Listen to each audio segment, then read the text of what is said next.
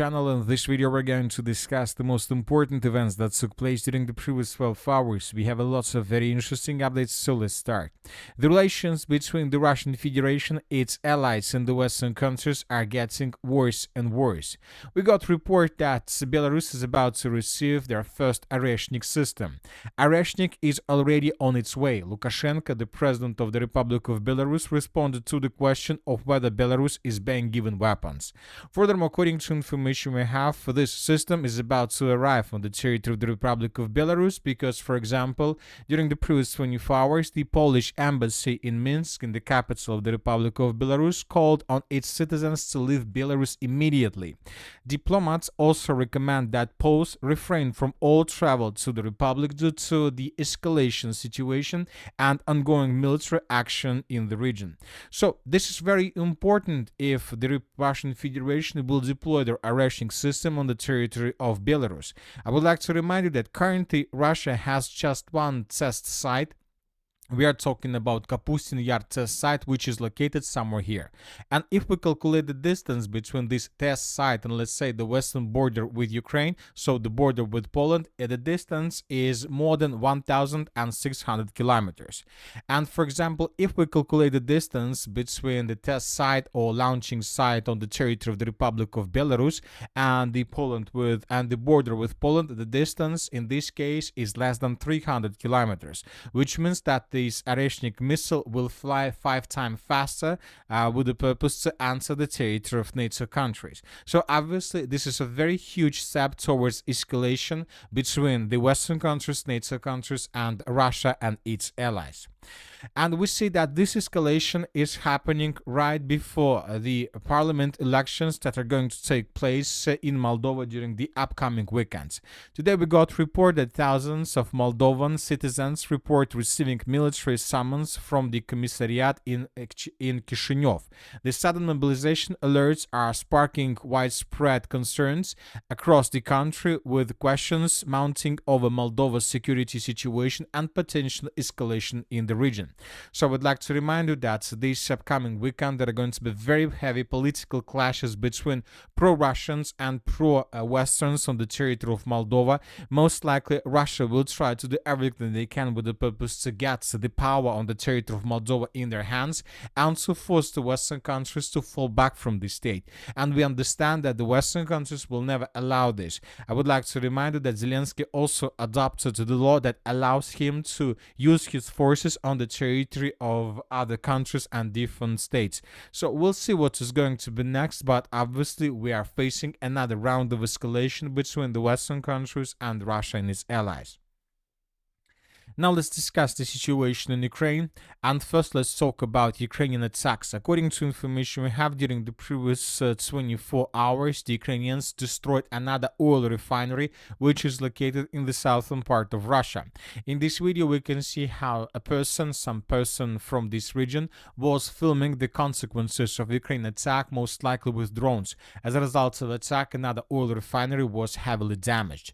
Most likely Ukrainians were attacking this oil refinery from the Black Sea. Ukrainians start using Navy drones for these purposes. They're getting as close as possible to the shore, and then they launched FPV drones from these Navy drones in the direction of Russian facilities, military facilities, oil facilities, energy facilities.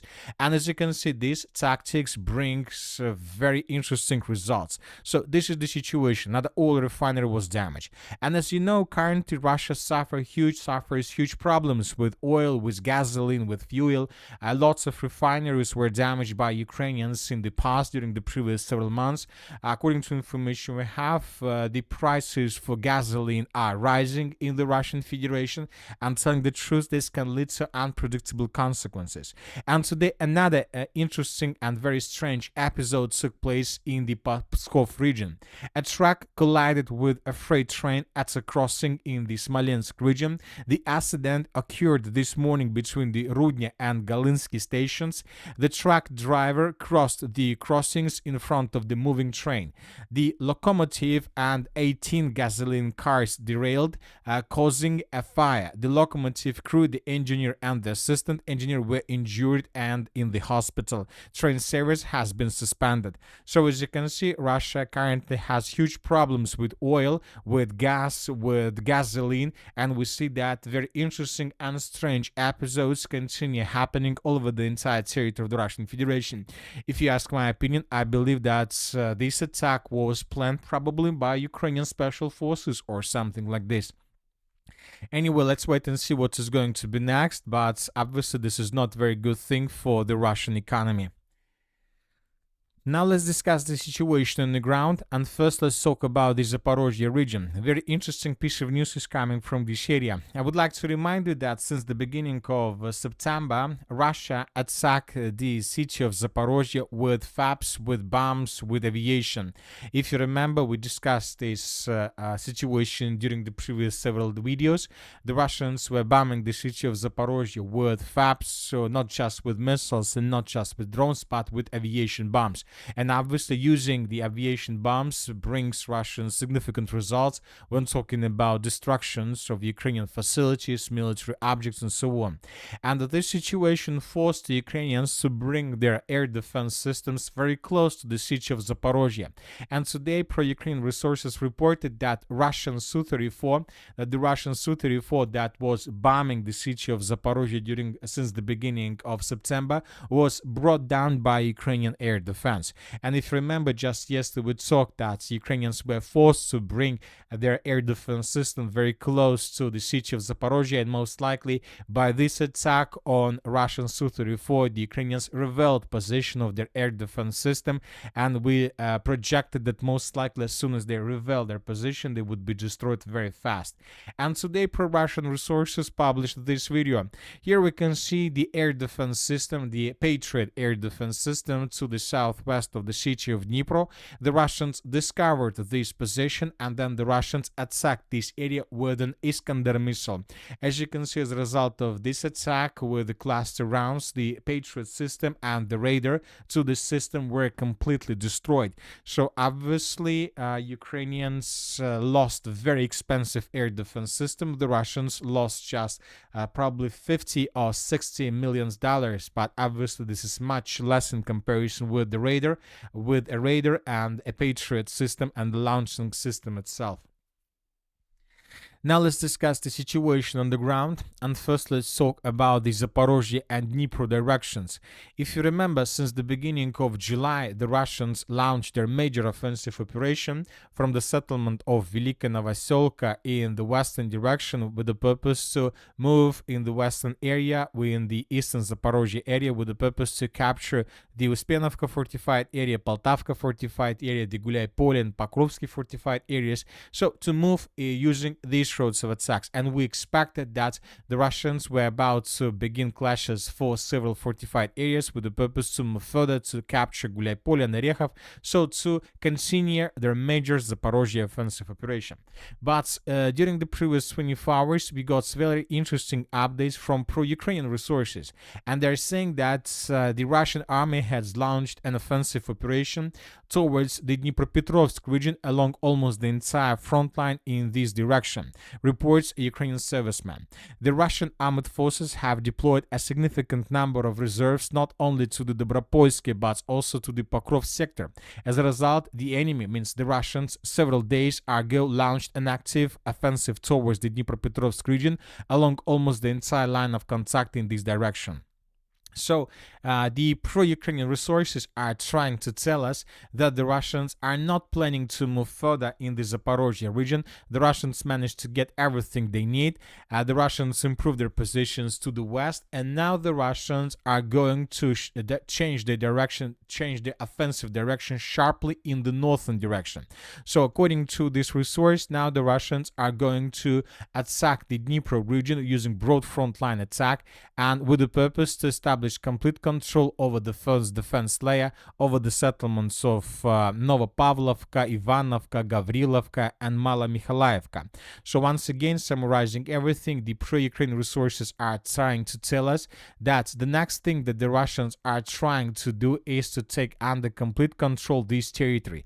The territory between the settlements of Udachная, the settlements of Zelený Gai, so this part of Dnipro region. And you know that this is very interesting projection from pro-Ukraine resources, because if Russians continue offensive operation using these roads of attacks, and if the Russians are tasked to take under complete control this territory, and if the Russians are able to capture these territories, this will lead to very difficult problems, very big problems for the armed forces of Ukraine in the Pokrovsk agglomeration.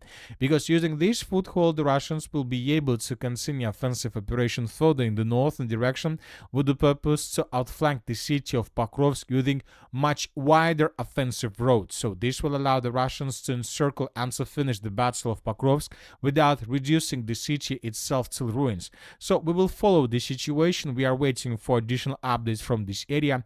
As for the previous 12 hours, we received just this video from the settlement of Gavrilovka, and here we can see how Russians were bombing farms and some facilities around the city, around the village of Gavrilovka, and as you can see, this territory was damaged heavily.